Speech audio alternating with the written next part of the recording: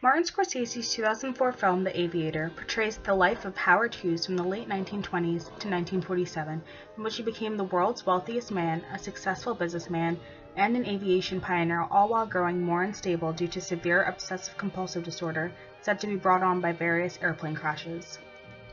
The film begins with the scene of young Howard being washed by his mother and warned of the dangers of germs. The soap she uses reappears later in a scene where Howard intensely washes his hands. In reality, his mother, Aileen Hughes, did get hysterical about germs and often would inspect his body and repeatedly wash him. However, his phobias were not all her fault, as the movie tries to suggest.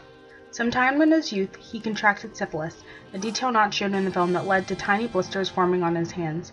After being diagnosed, he avoided shaking hands with people and burned all of his clothes in fear of germs that lingered on them. But in the film, this episode is attributed to Katharine Hepburn breaking up with him. The movie shows the production of the silent film Hell's Angels beginning in 1927. It is accurate in showing Hughes' ambitions to make it the ultimate film about air war. The film actually cost $9.5 million, not $4 million, as said in the movie.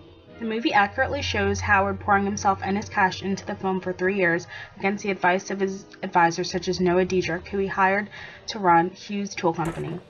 The Aviator also accurately shows Howard hiring a meteorologist and grounding production for months while waiting for suitable cloud formation to film with, and halfway through the production of Hell's Angels, Hughes decided that silent films were outdated and decided to scrap much of the footage and reshoot it as a sound film. The film's premiere in the movie uses actual footage from the real premiere of Hell's Angels and shows the film's success, but it does not mention that Hell's Angels actually lost $1.5 million. 6 months after the stock market crashes and after the death of 3 of his pilots, he's finally unveiling his $4 million baby doll. The most expensive movie ever made. Nothing five and dime for our... Hughes was quite the playboy in his time and slept with many Hollywood actresses, many who are not mentioned in the film. Katharine Hepburn and Ava Gardner are the main focal points in the movie, and Hughes did date them, but there are inconsistencies. Hepburn left Hughes before she met Spencer Tracy, not after, and the scenes of Hughes and Hepburn at her parents' home in Connecticut are fiction. Furthermore, Ava Gardner is referenced before she had even entered films, and one scene has Gardner telling Hughes she's dating Frank Sinatra when they did not start dating until 1949.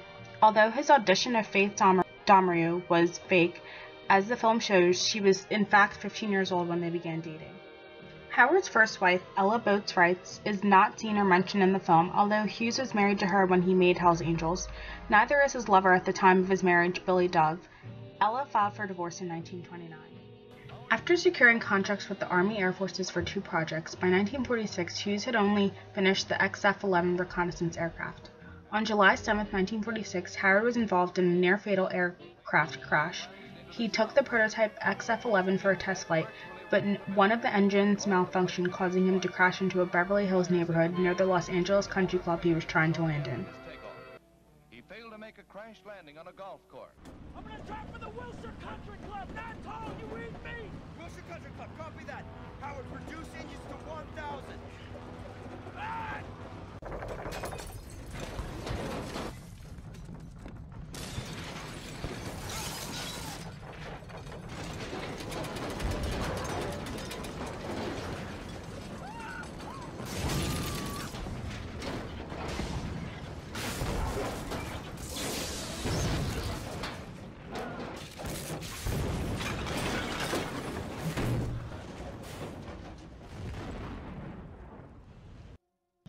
Following his near-fatal plane crash, in 1947 Hughes spent more than 4 months in a studio's darkened screening room. He lived on chocolate bars, chicken, and milk, and relieved himself in empty bottles.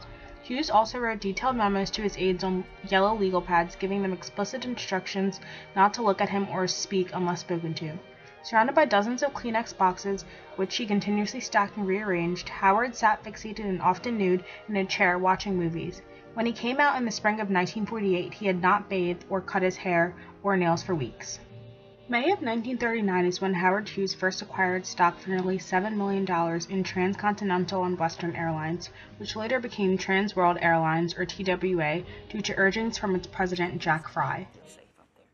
An airplane with the ability to fly into the substratosphere, across the country, across the world. Now that is a future. You with me? All an interest in TWA cost me. Call it $15 million. is a chunk of change, huh? You call Noah Dietrich. You have him start buying. In 1947, Ralph Owen Brewster of Maine was chairman of the Special Senate Committee investigating defense procurement during World War II. He claimed concern that Hughes had received $40 million from the Defense Department without actually delivering the aircraft he had been contracted to provide. When Hughes testified before the Senate War Investigating Committee, he aggressively combated the inquiring Brewster, alleging corruption on Brewster's part. In Noah Dietrich's words, Brewster was an errand boy for Juan Trippe and Pan American Airways, who pushed for legislation that would give Pan Am the single-carrier international air monopoly for the U.S. The movie also portrays Brewster similarly, as corrupt and in the pocket of Pan Am, the rival of Hughes' TWA. Brewster denied Hughes' allegations and made several counter-claims, but by the time the hearing ended, Brewster's reputation had suffered greatly. However, this was a victory for Howard Hughes. And I have stated several times that if it's a failure, I'll probably leave this country and never come back, and I mean it. Overall, the committee had made a disastrous misjudgment. They sought to prove that Hughes had profited from his wartime contracts, when in reality, he had poured millions of his own dollars into the projects. In 1944, Hughes won a government contract to design a large flying boat that could carry both people and supplies to the war in Europe. The Spruce Goose, the largest plane ever constructed, was flown successfully in 1947 and then never flown again. Let me hear it, Owen. 25 miles per hour. Hurry. Here we go. We got choppy. 55. 60. 65.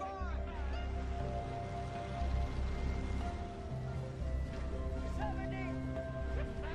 75.